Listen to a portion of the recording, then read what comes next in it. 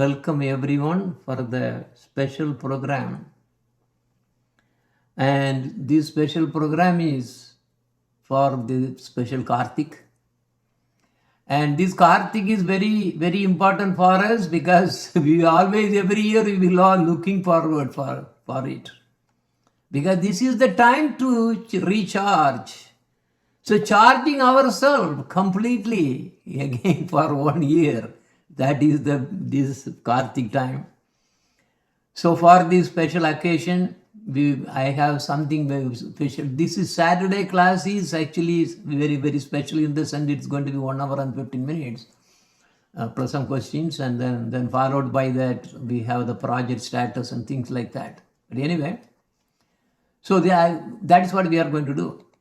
Now, this Vrindavan Mahimamrta is a wonderful scripture written by Srila Prabodhananda Saraswati, who is uncle of Sri Gopalabhatta Goswami.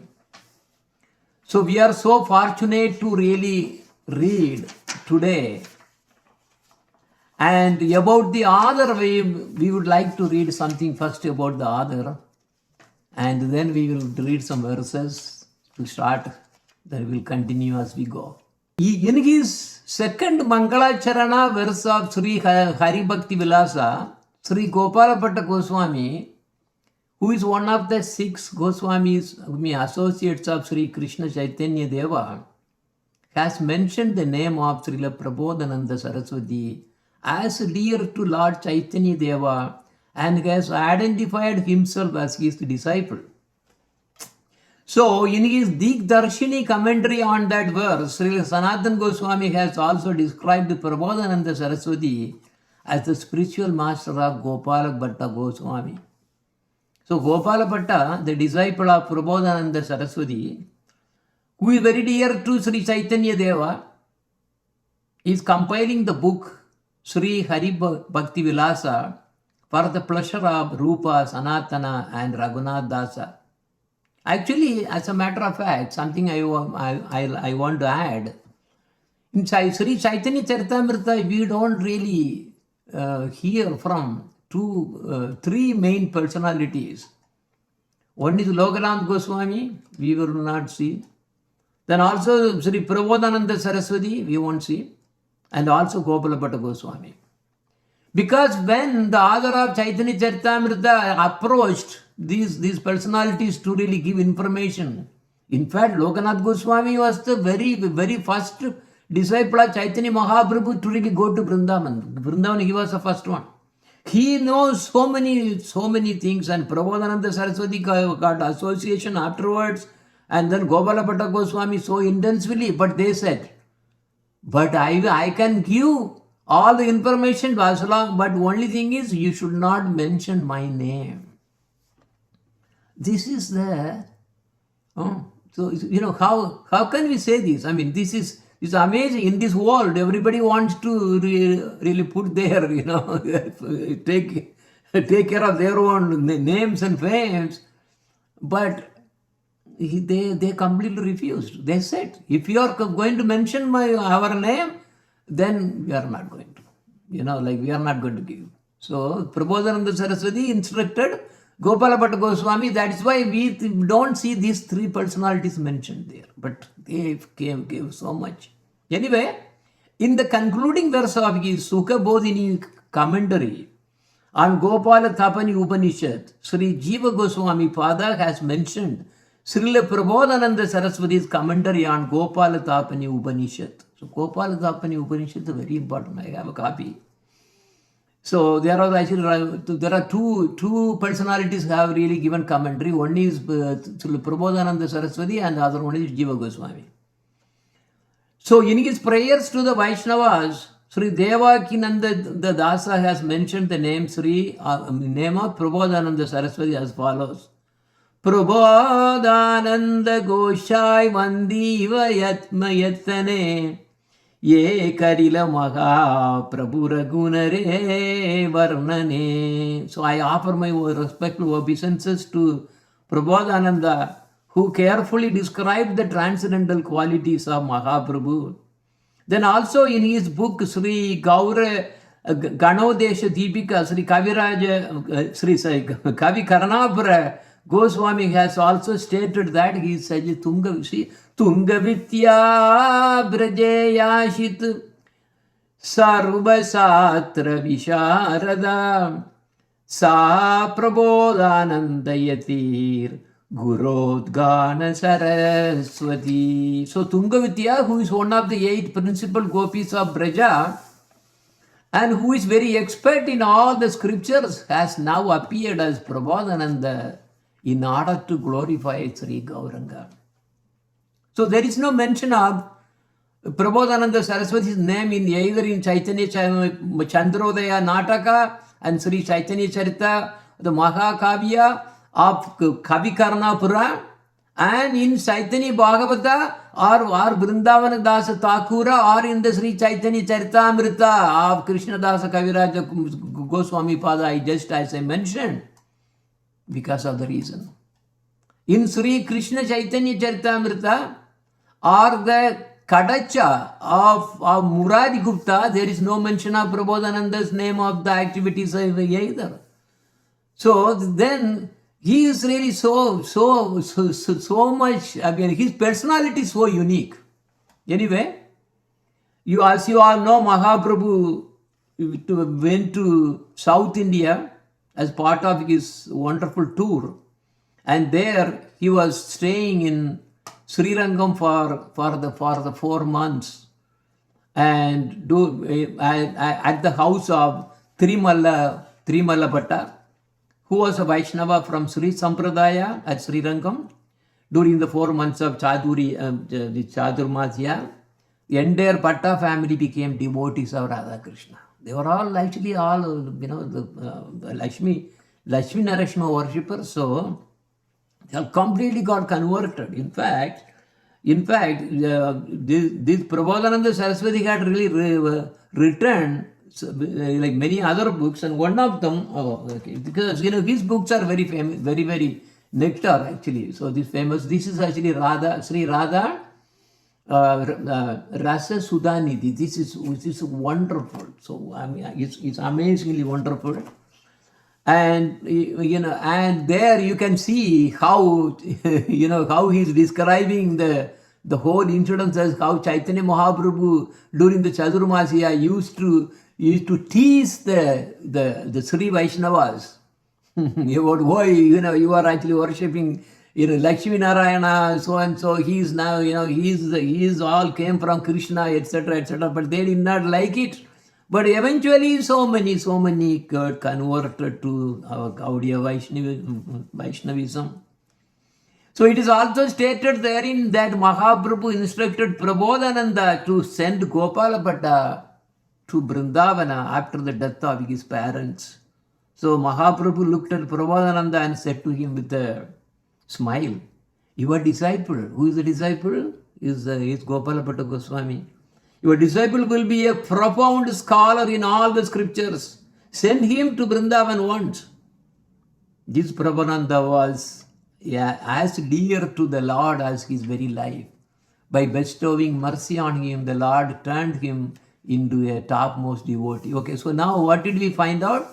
So who is the identity, the eternal personality of this Prabodhananda Saraswati? Anyone? Tungavidya. There you go. Okay. All right. You have to keep tracking all these things also. Anyway, in due course of time, Prabodhananda Saraswati sent Gopala Bhatta to Vrindavana with a letter for Rupa and Sanatana. By the desire of Rupa and Sanatana, Gopala Bhatta compiled the book Sri Hari Bhakti Vilasa. Actually, Hari Bhakti Vilasa, Sanatana Goswami. They also, they have, all the Goswamis have really some contribution there.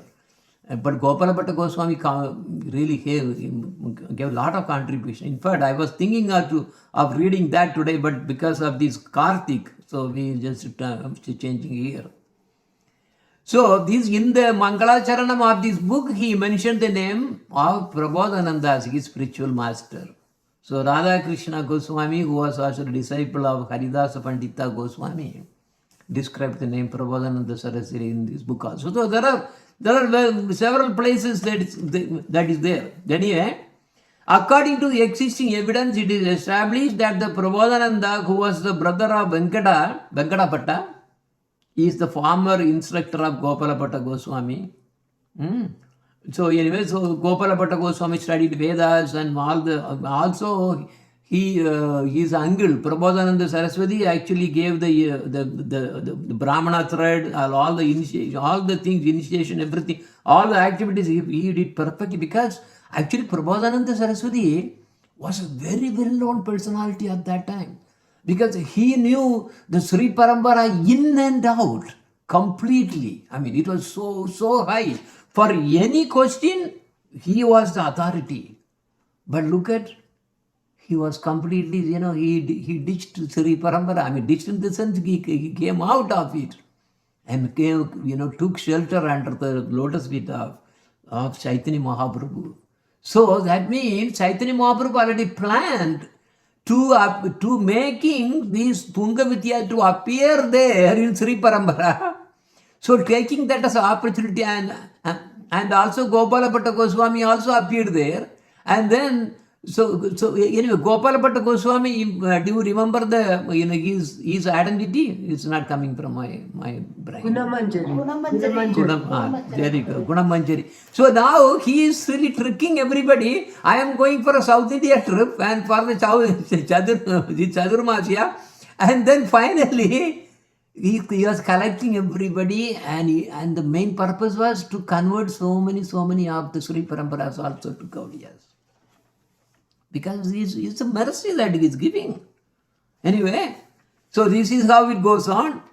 And also there is a description coming about saying, let me briefly describe the Gopala Bhatta Goswami family. Sri Gopala Bhatta was the son of Venkadapata. Sri Venkadapata lived in South India. He was a qualified Brahmana and a learned scholar in all scriptures. Sri Gaurachandra was the life and wealth of the three brothers, namely Trimalla Bhatta, Venkadapata, and Prabodhananda Saraswati. Why he was called as Saraswati he was recognized as the topmost scholar. So the name was given for him to really as add, because Saraswati is a unique thing. And also even in Mayavadi's Sampradaya also, they really have this kind of discipline there, but Prabodhananda Saraswati we got. So anyway, so while traveling to South India, Sri Gauranga happily spent for months at the Bhatta's house. And Prabodhananda Saraswati has also been described as as the instructing master of Gopalapata Goswami in Bhakti Ratnakara. Oh, Bhakti Ratnakara is another wonderful one. That is, of course, mostly of the Navadvitam more.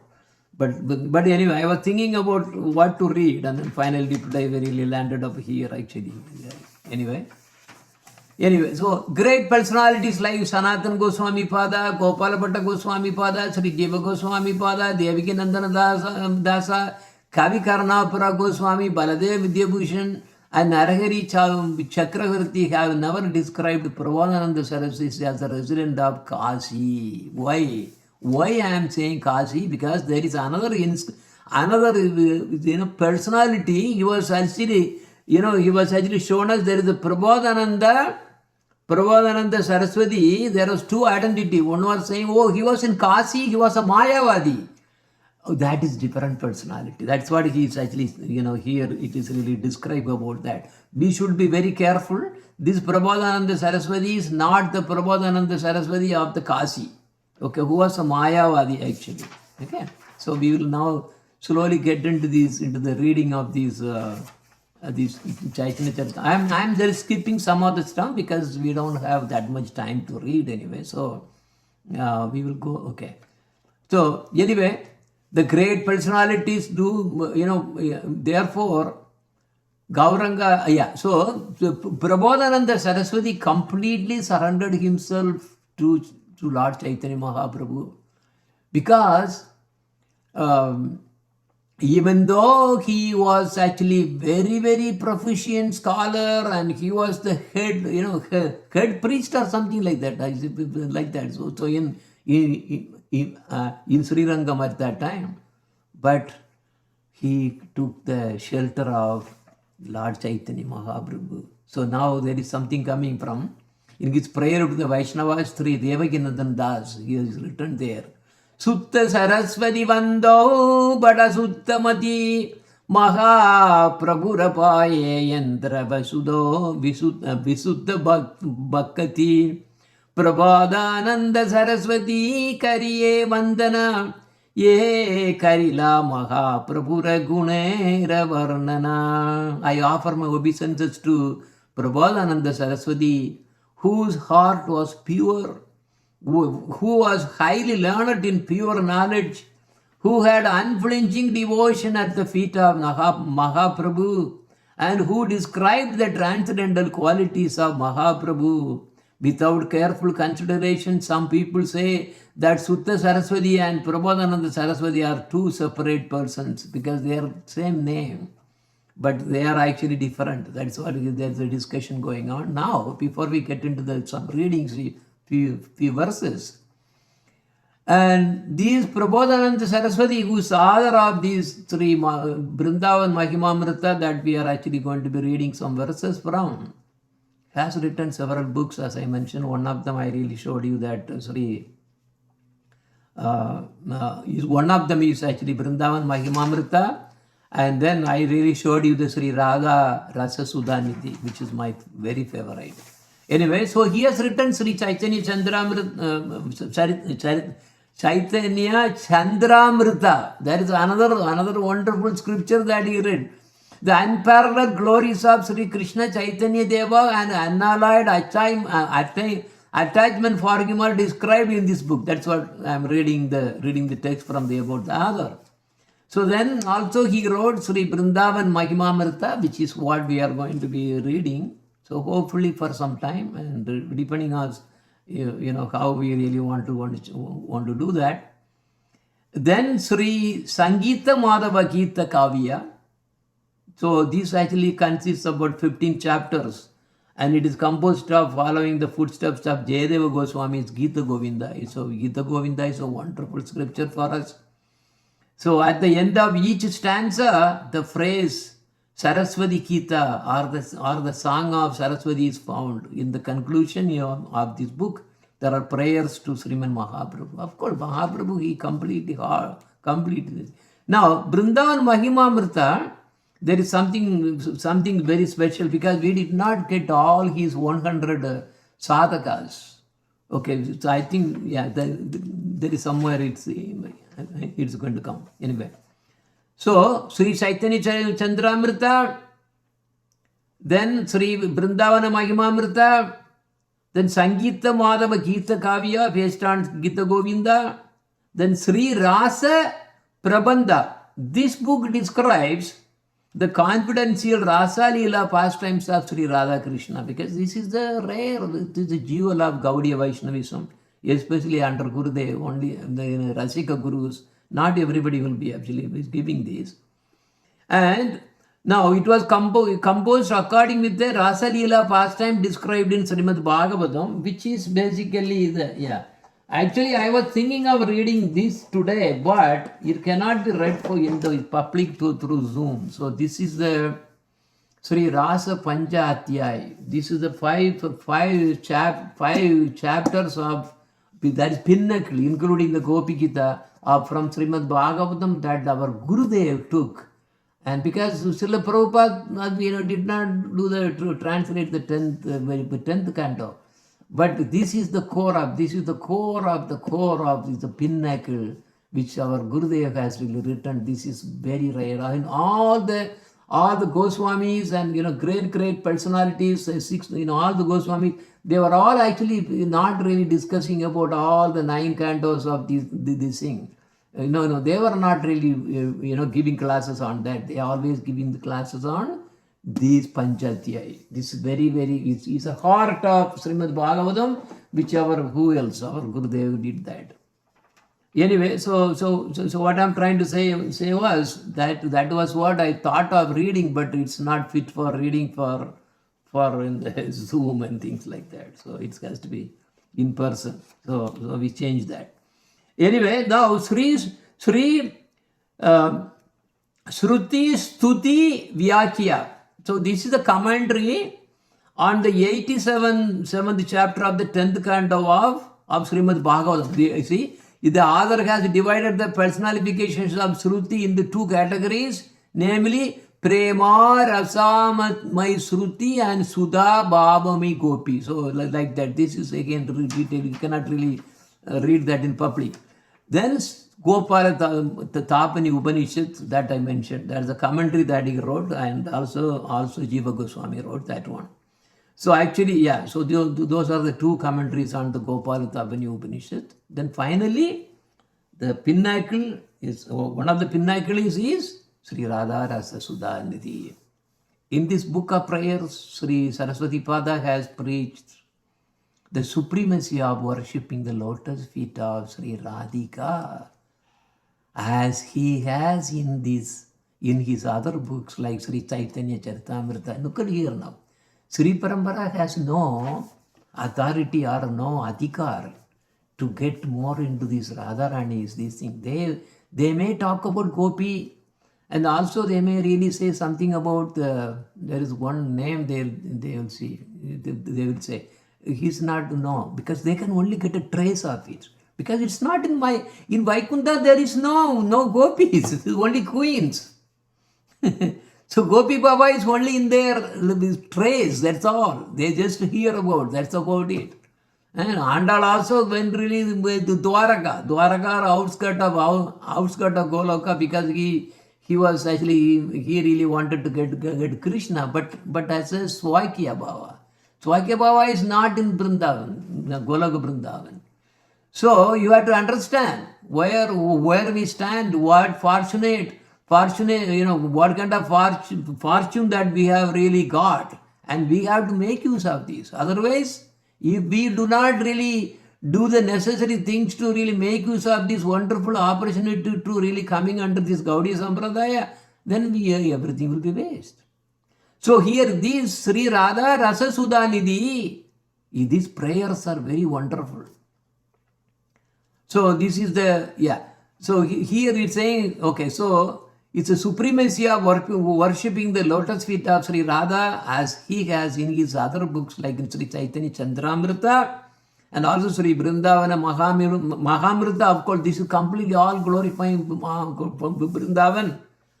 But unfortunately, out of his 100 Satakas, I think each Sataka is having maybe near to 100 or something. Yeah.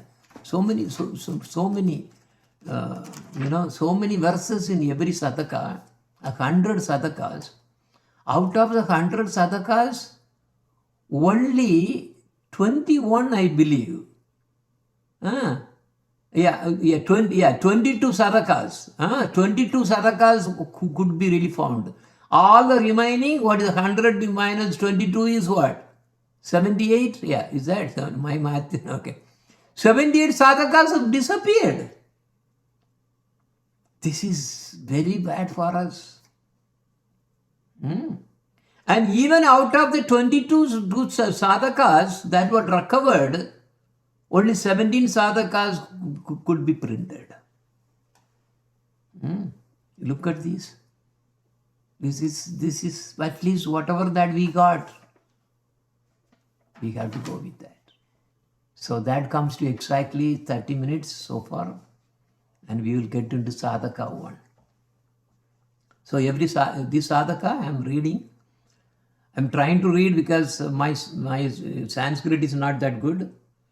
So as we go, we will I will read the text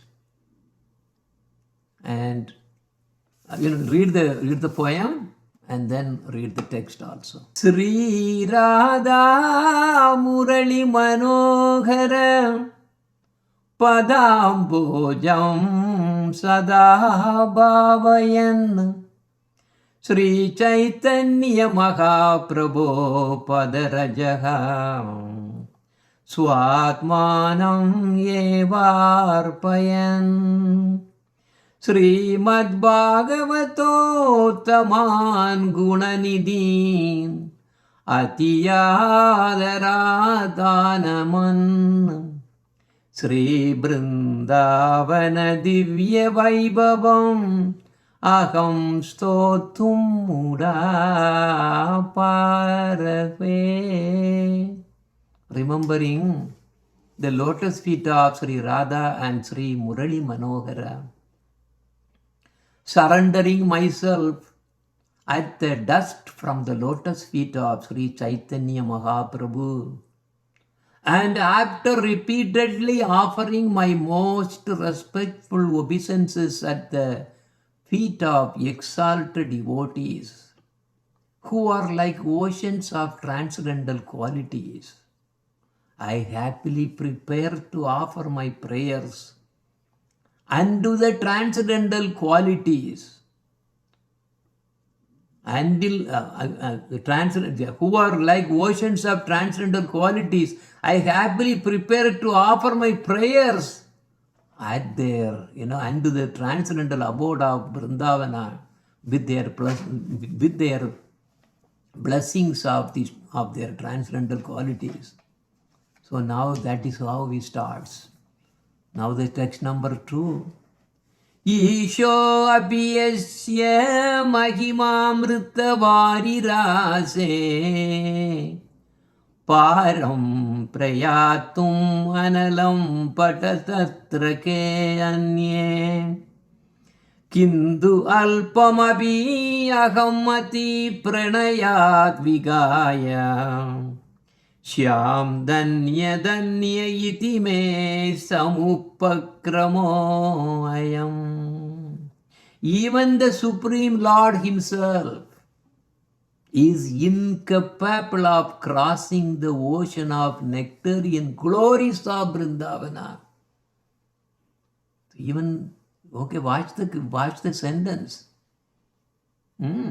Even the Supreme Lord Himself is incapable of crossing the ocean of nectarian glories of Vrindavan.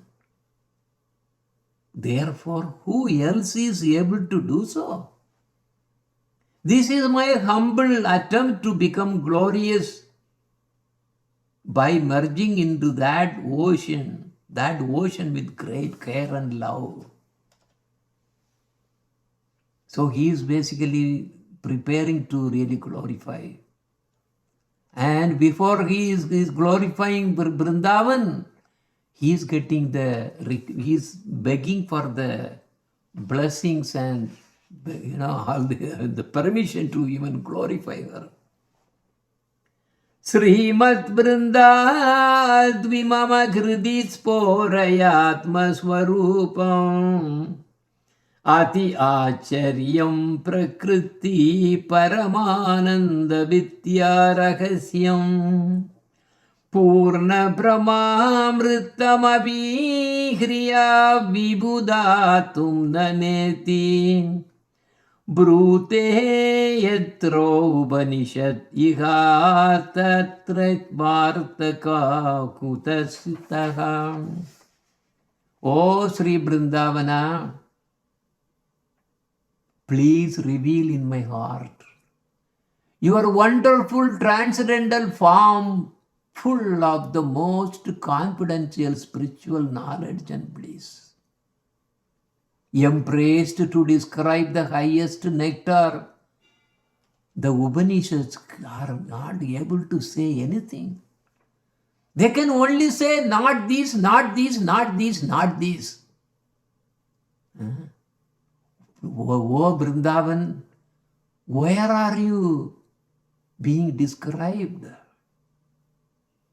No one can even describe.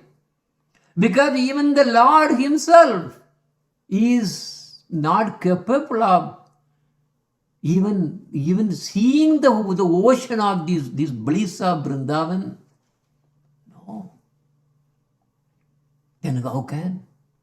Actually, as you know, Lord Shesha, Adi Shesha, with his millions of tongues, he is glorifying the Bhagavan, Sri Krishna, especially Radha Krishna Leelas, which are happening in unlimited universes all the time and all the time, here and there.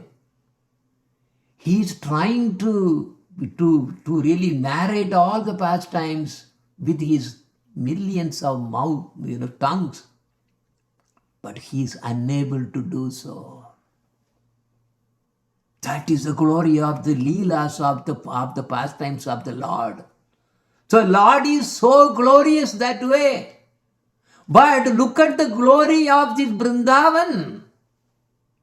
Even that Lord cannot even feel, and he cannot even get an idea about how much is this nectar, this ocean of nectar is there in Vrindavan.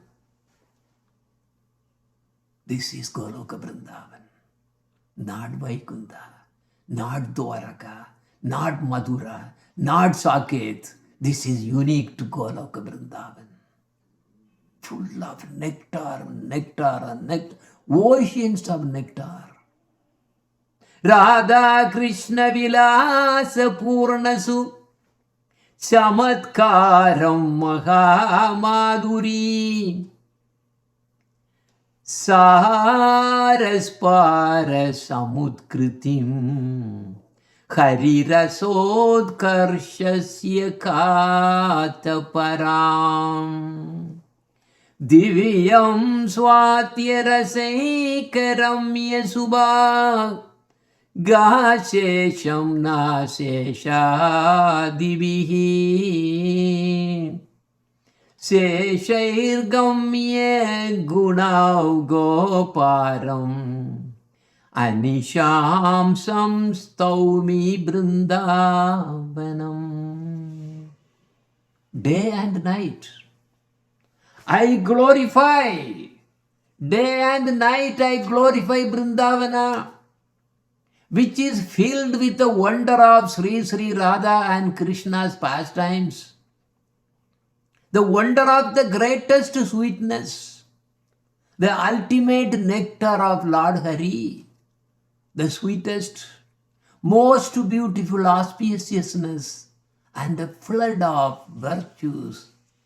Ananda Dishesha, as I just mentioned about, Lord Shiva, and a host of others cannot cross. This is the flood. This is and the flood of virtues of Vrindavan itself. And day and night, if I glorify, not possible.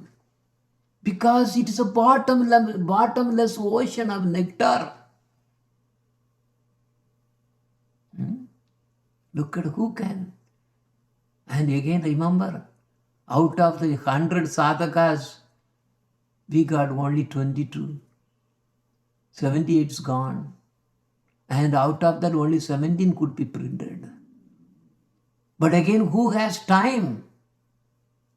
Who is putting effort to really delve into this ocean of nectar, which was really expressed from the writings of Sri Prabodhananda Saraswati.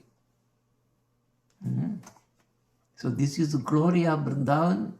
It goes on and on. Think of Vrindavana with love.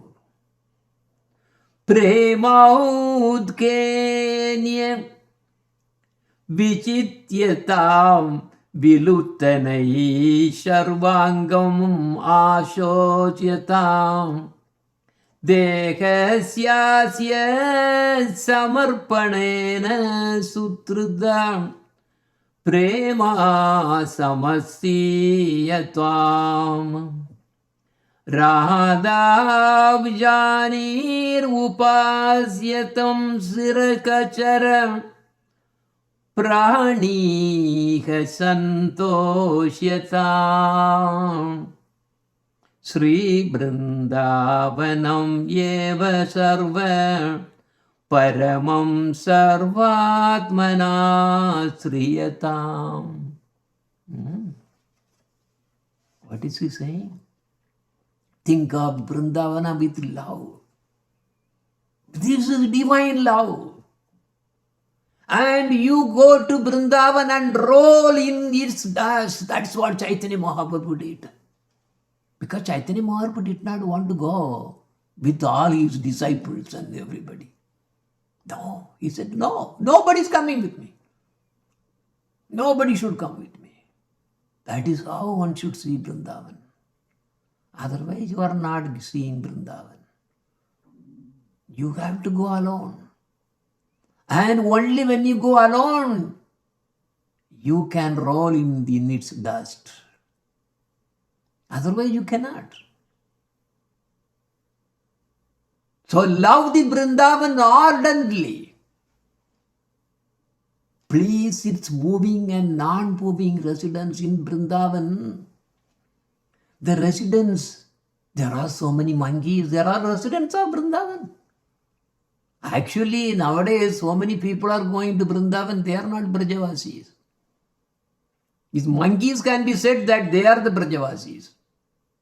And all the insects and the plants and vegetation, they are Brajavasis.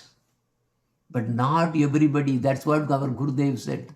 Do not think that, all the people there in Vrindavan are Brajavasis. No. Brajavasis are special.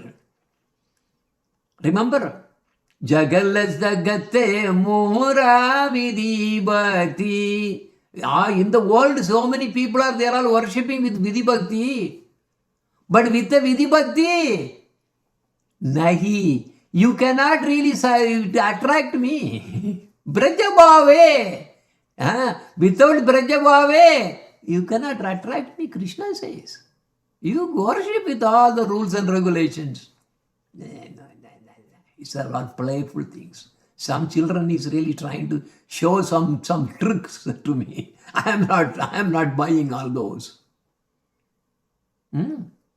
So this Vrindavan, real Brajavasis are the one who really has the Braja Prem. It has a special meaning.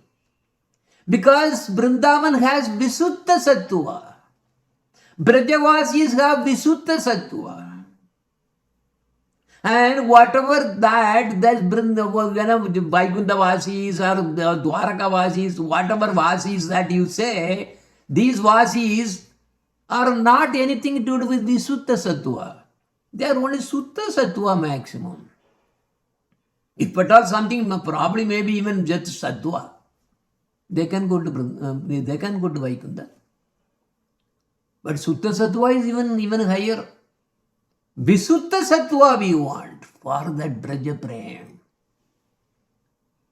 And in Vrindavan, with that particular feeling, you roll in its dust. That Chaitanya Mahaprabhu did it. And why Chaitanya Mahaprabhu, has a complexion of this molten gold color, there is a reason. Because when Lord Krishna wanted to taste him, taste the mellow or the love of that Radharani feels by seeing him, by associating with him, by even quarreling with him, with Mana, and so many things. Because Krishna could not really taste that kind of taste. So he was in despair. He was desperately looking for, I want to taste. And then Chaitanya Mahaprabhu came and then asked Radharani. Actually, Krishna begged Radharani. Oh Radhe,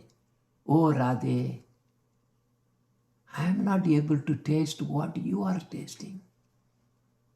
I look at my position. I want to taste. Only by your mercy I can taste. Otherwise I cannot. So Radharani was asking, what do you want? I beg you to give your mood to me. Your mood I want. Then Radharani was smiling. Oh, my mood you want? It is very precise. It belongs only to you, but you are begging because you are begging, I have to give to you. Yes, I will give it to you. But I am also very concerned about what you are going to do with this mood. Because now, when you really, come, take this manifestation with my mood, who is Chaitanya Mahaprabhu, you are going to be rolling on this Vrindavan, and you are going to be rolling on the sand, and then the pebbles and all the dirt and dust. Actually, they are all actually divine, not dirt. Oh, there you are actually going to be rolling on the dust. But I don't want you to get hurt. Because of my mood, you are going to do that. But I need to protect. So I have to give something for you to protect you. I will enclose you with my body also. My body in the sense, yes, so my color. And when you really roll in the dust of Vrindavan, I do not want you to get the pain. In fact, rolling in Vrindavan, there is no pain. It's only nectar. If you have that bhava, that's nectar. So I am covering you with my own skin. My mood is inside, my skin is also outside. And when you roll, only I get the pain. You should not get the pain. This is the mood of Radharani. Same thing again. A real bhakta, what will be the mood? The mood will be always to make Krishna happy. Look at here, he is already giving her mood to Krishna. And at the same time, he is also concerned that because of the mood, she may get hurt. I have to protect that also.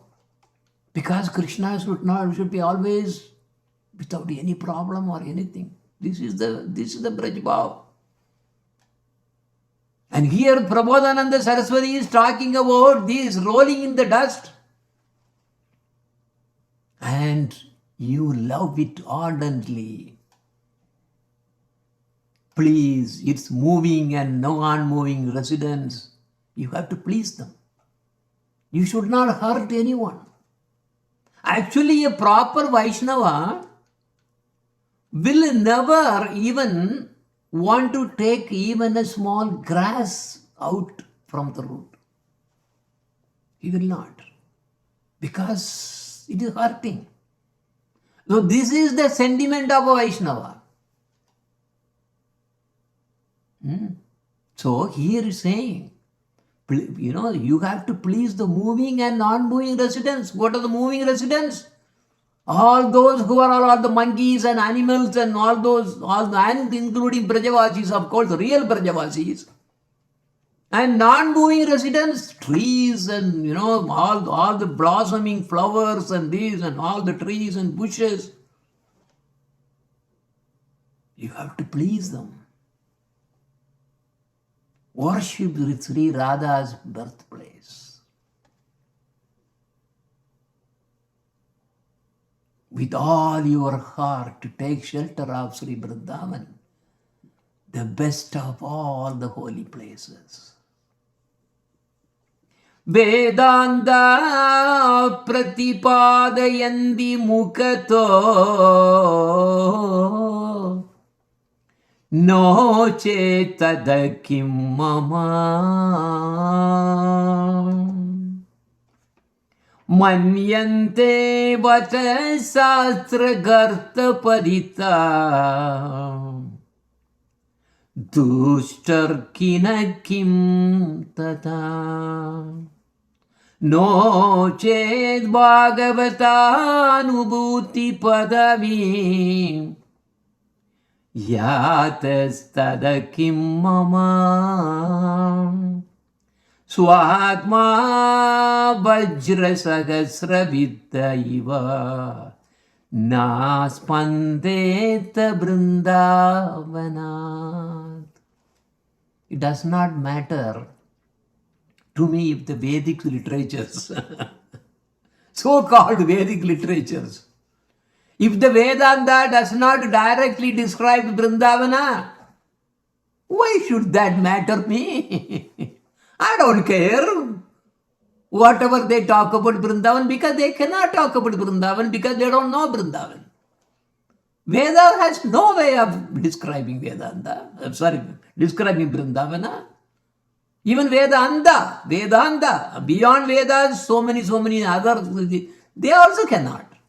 They cannot describe Vrindavana. And so if they are not able to describe the glories of Vrindavana, why should I care? Why should that matter to me? If the faulty logicians who are like the serpents living on the Vedic literatures, Vedas, some paramparas they really learn Vedas recitation. Let them ignore the real Vrindavan. Why should I care?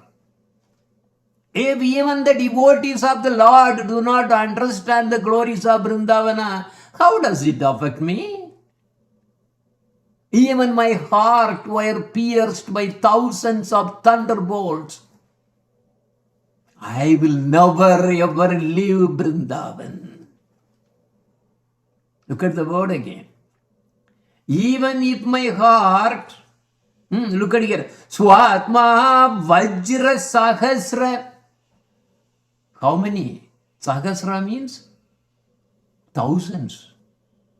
Even if my heart is really pierced by the Vajra, Sahasra Vida, even na spandeta Vrindavanat, I would never leave Vrindavan. Look at here, by hearing this, are you really getting the feeling that we should be living in Vrindavan by all means? But again, yes, Vrindavan is there. But just by moving to Vrindavan does not mean that you will automatically get the Vrindavan mood and you become Brajavasi. No. Even if they give a certificate saying, yes, you are a resident of Vrindavana, what does it matter? It doesn't make anything. Your real Vrindavan has to also reciprocate in our heart. It has to come in your heart. Then only you are living in Vrindavan. Otherwise, you will be seeing only these cats and dogs and all these, all the, the pigs and everything running all the way here and there. No, that is not Vrindavan.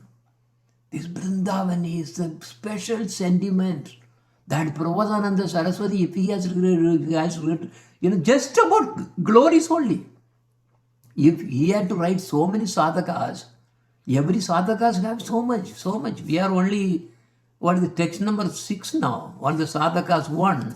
Sadhakas 1, I am seeing, how many is all that? It's 100. See, I told you. 100 verses in one sadhaka itself. And we are in just text number 6. So this is how things are really so intricate about Vrindavan.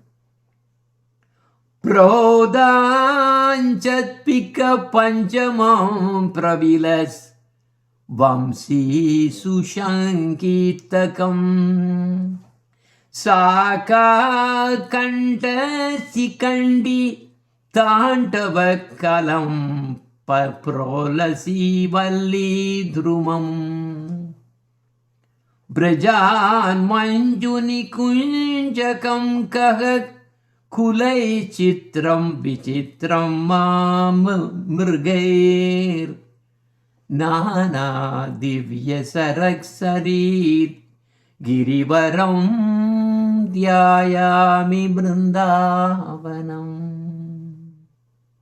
I meditate on this glorious Vrindavan, where the cuckoos sing in the 5th note. It is not just Krishna alone sings, plays the flute in 5th note. There the cuckoos also sing in fifth note. And the flute of Krishna, oh, he plays splendid melodies. When he is playing these melodious, splendid melodies, what happens there? It shakes the heart of everybody. Everybody. Actually, there are 8 major tunes that are described in the Venugita. By singing one, Lord Brahma goes completely mad. Balaram is really waving his head, what to do. Lord Brahma is already shivering, shaking everything. And Lord Shiva, all the kamandalas going that way, the snakes are going this way, and and the dresses are falling this way, and he doesn't know what is going on. And most importantly, some of the flutes you think they even make the Yamuna river to flow backwards. And some tune even makes all of us have sudden the 6 seasons to appear simultaneously. And there are tunes who really call all the cows by name. And the 8th tune is specially for Radharani. That is a special melody that he plays. It goes only to the Radharani. When he is playing the melody, he puts a token saying the name of the gopi, and only that gopi will hear it. And her heart will be really squeezing like crazy. No dharma, no, nothing. They violate everything. That madness is given by the melody coming from the flute of Krishna, which is there only in Vrindavan. And the peacocks sing and dance. Because the peacocks sing and dance for various, what is the reason? Is whenever they really see a dark cloud, rain cloud coming, and the lightning comes there, then immediately that gives their the stimulus to really start the dancing. They really put up the wings out there, and then they start dancing.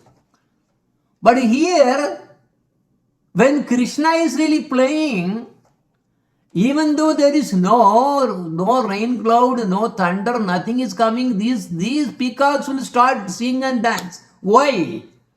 Because they see Krishna, and because he has the color of the fresh rain cloud, they think, oh, the cloud have come. But now where is the thunder? Where is the lightning? Where is the lightning coming? Oh, that is a yellow pitambara that he is wearing. Oh, here is the lightning also coming there. There you go. He immediately flaps the tails and then opens up and then happily starts dancing and dancing. Keke. They dancing. And the vines and trees bloom by hearing the melody. Look at here, peacocks dance for 2 reasons, but looking at Krishna himself is dancing. But the melodies also, when Krishna plays a melodious, that peacock even get confused completely. It becomes maddened. It forgot when to dance and how to dance. So they are all starting dancing in way whatever that, according to the tune. So the tune is controlling everything. And because of the tune, the trees blossom, they bloom with so much of flowers, and so much of flowers they're pouring on the one who plays these melodies, these splendid melodies. Splendid melodies. And these splendid and charming forests are wonderful because with many birds and deer, and there are many splendid lakes and wonderful streams with pure water, fresh water, and so nicely rolling hills. That is Govardhan. Because Govardhan, Yamuna, and all these wonderful sceneries, Vrindavan, they are all manifesting from this real Vrindavan there. But that real Vrindavan, to grasp, one has to have a spiritual vision. So Srila Prabodhananda Saraswati is actually giving us some opportunity to use our imagination to understand the glory of Vrindavan, how charming it looks, how the charming forests are so wonderful, with so many birds, chirping, and they're all singing here and there. So many deers are all really, running here and there. And wonderful, everything is so wonderful. You forget everything about you. And in the lakes, which are just sparkling waters, and nicely flowing with rhythm.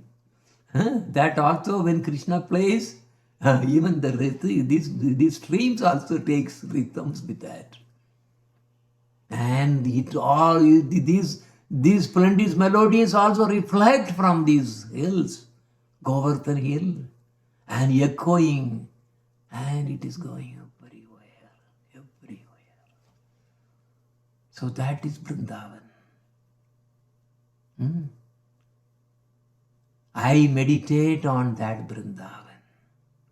Pradonchad pika panchamamum pravilasat vamsi susankitakam saka kantasi kandi tandavakalam praulasi vallidrumam Brajan manju nikunchakam kakakulai chitram vichitram mirgair nana divya sarasarit girivaram tyayami Vrindavanam. So that is exactly what I described. So that is verse number 7, is describing this wonderful, especially the playing of the melodies.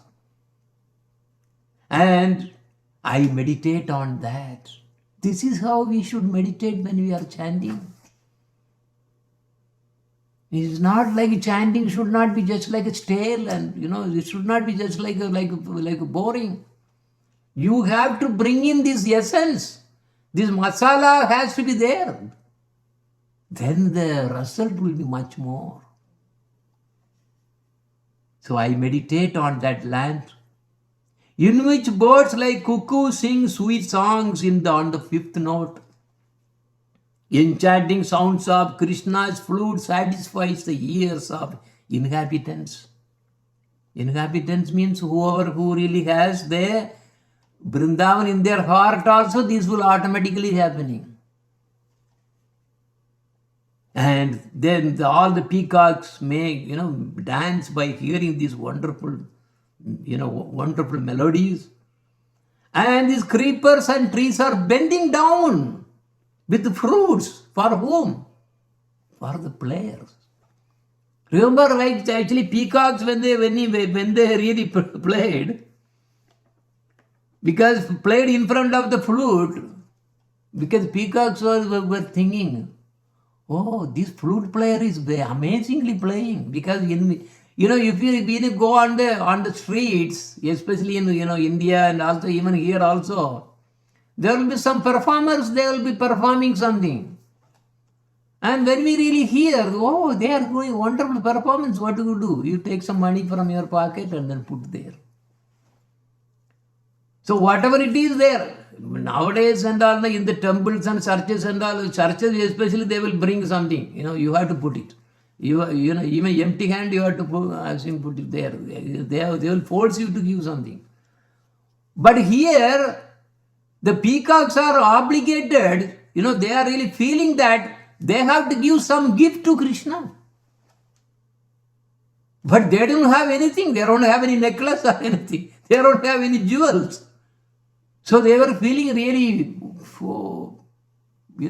frustrated. Oh, this flute player is playing so nicely. I have to give something.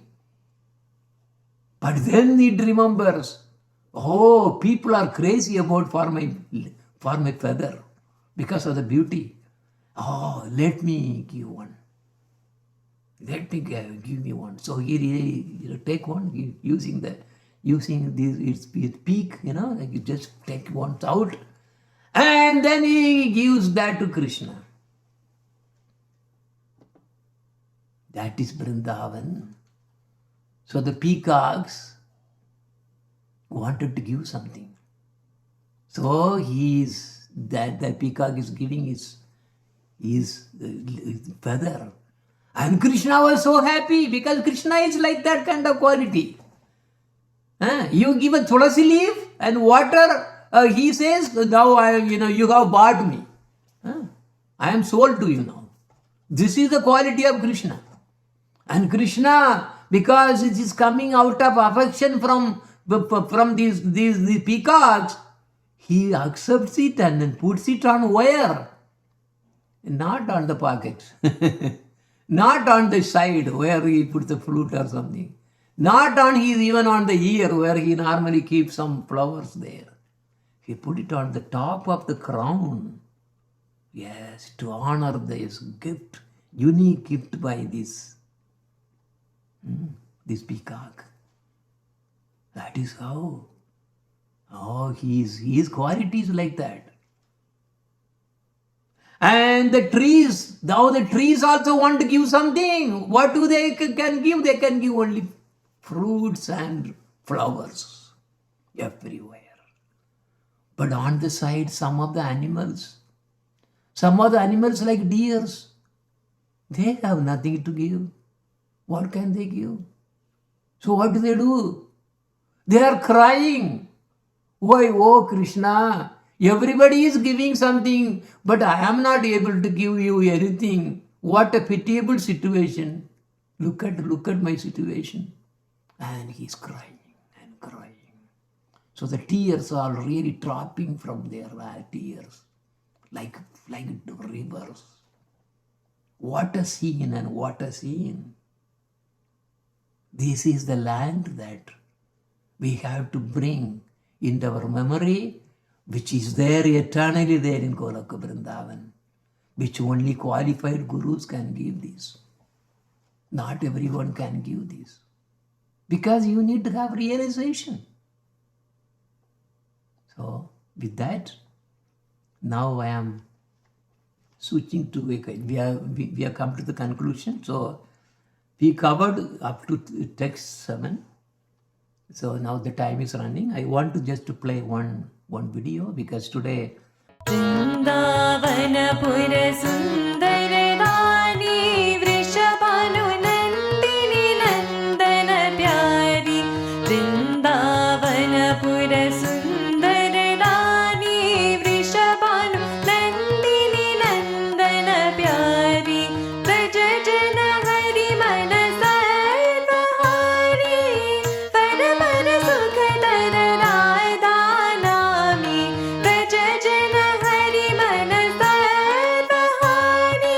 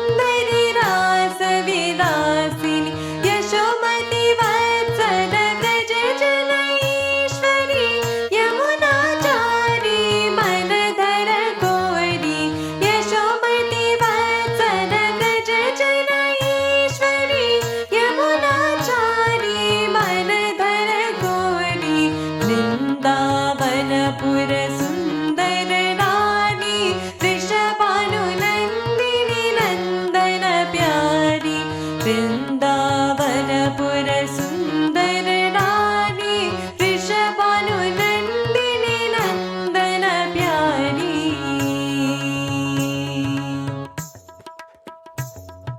कामिनी मोहिनी काञ्चन देहिनी कृष्ण कमली गिरिधर मानसी कामिनी मोहिनी काञ्चन देहिनी कृष्ण कमली गिरिधर मानसी कोमल श्यामल शोभन रानी कृष्ण कान्ति करुणामायि कोमल श्यामल शोभन रानी कृष्ण कान्ति करुणामायि वृन्दावनपुर सुन्दर रानी वृषभानु नन्दिनी नन्दन प्यारी वृन्दावनपुर सुन्दर रानी वृषभानु नन्दिनी नन्दन प्यारी